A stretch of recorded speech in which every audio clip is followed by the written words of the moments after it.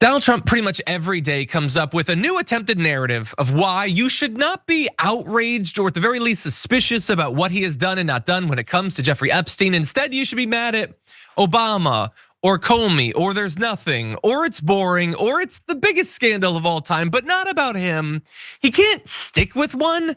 He's got a new one. Let's see, maybe he'll like this one more than the past. Take a look. What are the things that are most important that you would like to see the FBI get to the bottom of? I think they could look at all of it. It's all the same scam. They could look at this Jeffrey Epstein hoax also, because that's the same stuff. That's all put out by Democrats. Yeah. And some of the naive Republicans fall right into line like they always do. They just don't have the sustainability. They don't have they don't have that stick to it like glue. They ought to look into the Jeffrey Epstein hoax too, because that's another hoax that's frankly put out by the pushing the Republicans and put out by the Democrats. No, they definitely set the Republicans up. One big prosecutor look at it all. Would that make you feel good, you think? Well, I think it's in the case of Epstein, they've already looked at it, and they are looking at it, and I think all they have to do is put out anything credible. But, that was run by the Biden administration for 4 years. I can imagine what they put into files. That is amazing in so many different ways. So I don't know who the jackass is that was interviewing him, but he's like, yeah, they set them up.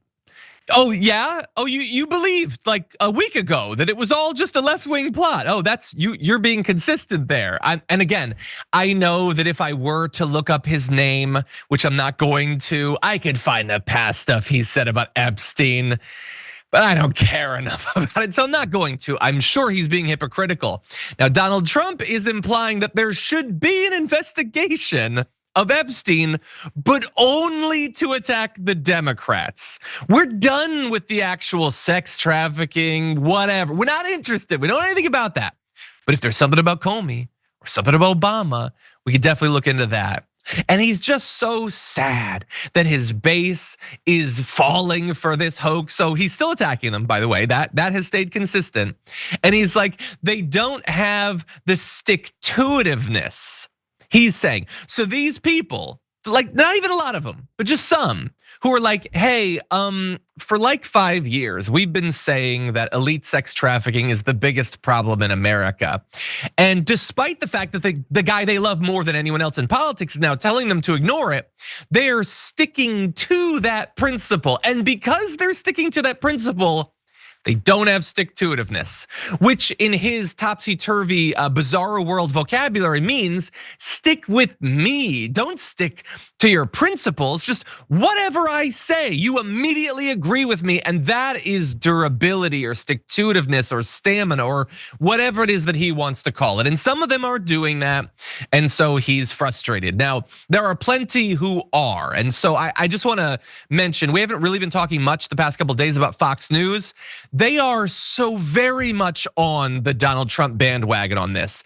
They're done talking about Epstein. And so I guess either they're not getting the negative comments that caused Charlie Kirk to backtrack, or they just have so much money that it doesn't really matter, but they're not backtracking. And they have tried to push this thing out of their viewers' minds as much as possible, despite, again, years of coverage of it. And you have people like Laura Loomer who seem to be, going back into the orbit, wanting to provide some support for her boo there in Donald Trump. And so some of them are definitely, they're showing stick-to-itiveness, if by that you mean unthinking deference and surrender, and casting aside your supposed principles. But for the others, they might be wondering like, okay, so you're bringing up your BS thing about investigating the hoax, but not the actual crimes or whatever. But like you could do an investigation, right? I mean, if you wanted to, you could have some sort of special counsel or special prosecutor or something. Well, he was asked about that and he said, I have nothing to do with it. Now, I want to be very clear. He is literally the only person that has anything to do with that. He's the only one that can put the special prosecutor in that particular way in. There's other investigations that could be done in theory, like if the Republicans in the House, who now Mike Johnson is like, oh, I just want transparency, but I will vote to block the documents from being released. And he could do some sort of investigation, right? I mean, James Comer, that's all he did for 4 years under Joe Biden. And so where's that investigation? Since they're so principled and they disagree with Trump so very much about this, it's got to be somewhere. I don't see it. Weird that it's not popping up. But when it comes to the special counsel, it's literally just him. He is the only person who could do it, and he's like, "What name so? Doesn't look like anything to me." And again, to any of the MAGA people or anyone who maybe you've supported Trump, but now you're starting to kind of question what's going on. Why not do that? If it's not fear that he's going to be unveiled to be in there, or maybe not even him, but someone he cares about, like a donor or whatever, what is the downside to having a special counsel, an actual independent special counsel, not some Democrat or whatever? This will be a Republican. Actually look into that. What is the cover story? If it's not a cover up, okay? And I don't know what that's supposed to be. And so it doesn't look like we're gonna have that, at least right now. Again, pressure continues to build. Maybe this is a direction they'll go in to try to relieve some of the pressure. But for now, there's another potential pressure release valve, I guess, which would be Pam Bondi, who has occasionally taken the brunt of this whole thing. Let's jump now to her. You mentioned past supporters when you were talking about the Epstein issue.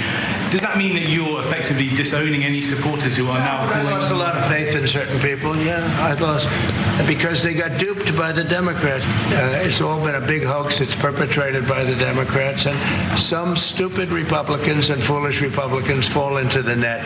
Pam Bondi, I really think that she's done very good. She says, I gave you all the credible information, and if she finds any more credible information, she'll give that too. What more can she do than that? I mean, honestly, what more can she do? Counterpoint. What has she done? Well, I've been paying attention to this a lot. Some would say maybe too much. What did she do? Like, she gave out the binders that had so little in them that I literally cannot cite one new fact that was in it. And it doesn't matter if I can't cite it. The people who were given it can't cite a new fact that was in it. And then a month went by and a month went by and a month went by and a month went by. And then she came out and said, "Well, that's all, folks." What do you mean she's done an amazing job? I don't know for sure that she ever went into her office. It's possible she doesn't know where the office is. Maybe the Epstein client list is in there, but she doesn't know for sure because she doesn't even know what building she's supposed to be reporting to. And so to say that she's done an amazing job when she literally hasn't done a job, I don't, again, I'll give him minor weird credit in that he could throw her overboard. He could throw her under the bus. Choose your boat or your bus metaphor, whichever you want. And that for some of his followers might buy him a little bit of time, because it would seem like he's taking this seriously. But he is very much not taking this seriously. And Pam Bondi has done basically nothing, at the very least when it comes to the Epstein thing. Now, they've been busy lately. They fired James Comey's daughter, who had prosecuted Jeffrey Epstein.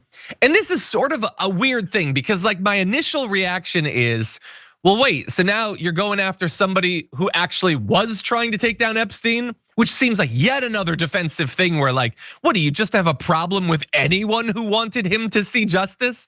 But then it's James Comey's daughter. So I don't know, maybe it's just their strange crusade against anyone that's even related to someone that's opposed Donald Trump.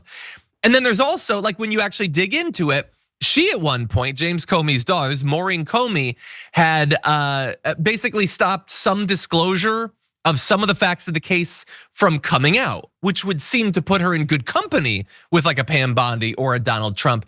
But to hear her tell it, it's because they don't want to prejudice against the appeals that are going to be coming from Ghislaine Maxwell or whatever. And I can't tell you at this point whether that makes sense. I do know that she was actually prosecuting him. So again, out of these three people, she seems to take it most seriously. But isn't it strange that they got nothing for any of the people who might have done horrible stuff with Jeffrey Epstein, but they are fired up to actually fire someone who's investigating him. So you could throw that on the pile of the things that are super suspicious about this entire cover up. But anyway, we got to zoom back because it doesn't really seem to be working. We showed you some polls yesterday on the show, and now what we covered yesterday was, are you satisfied with the amount of information that's come out? And basically, no one is. It's like literally 3% of the country is like, yeah, no, that's enough, which is a strange position to hold because there's literally been no information. Now there's a new poll. Whopping majorities say Trump admin covering up evidence on Epstein, and that includes Trump fans. So this is much more aggressive than just, are you satisfied? This is, are they actively covering something up? And so the question was, should the government release all the documents that it has? 79% responded yes, only 5% said no. 83% of Trump voters said yes. So they were higher than, like, on average what people thought about that. 5% say no. So 3 to 5% of the country, like I want to, well, I don't want to talk to them, but like in theory, rhetorically, I want to talk to them because why would you not want that to come out? Like, are you in the Epstein file? What are you thinking is going to be in there that we shouldn't see? Are you just not a fan of reading so much that like, oh, now there's another thing I got to glance out? I don't understand what your position could be, why you would want that information to not come out. But they also asked, as I said, do you think the government is covering up evidence that it has about Epstein? People who are now members of the Trump administration spent years covering these conspiracies. 67% of all Americans say yes, with another full quarter not sure. So hold up, I'm gonna try to do math. I'm not a mathematician. So 67% say yes, and 25% say that they're not sure. So that's almost everyone in America either says yes, it's a cover up, or maybe it's a cover up. And I'm going to guess that the Democrats, like of the people who are gonna respond to one or the other, the Democrats are mostly gonna be in the cover up. So that leaves quite a few Republicans who are now saying it's a cover up, and then a bunch that are having to consider for the first time, am I being repeatedly and viciously lied to by this guy that I support, that I love, that I trust? Is he covering up something, and not something minor like, climate change or something? No, this is something big, like the QAnon thing, the elite band of sex traffickers that are being protected by the justice system and by politicians, maybe by both parties, a thing that they would say, but they always left Donald Trump out of that.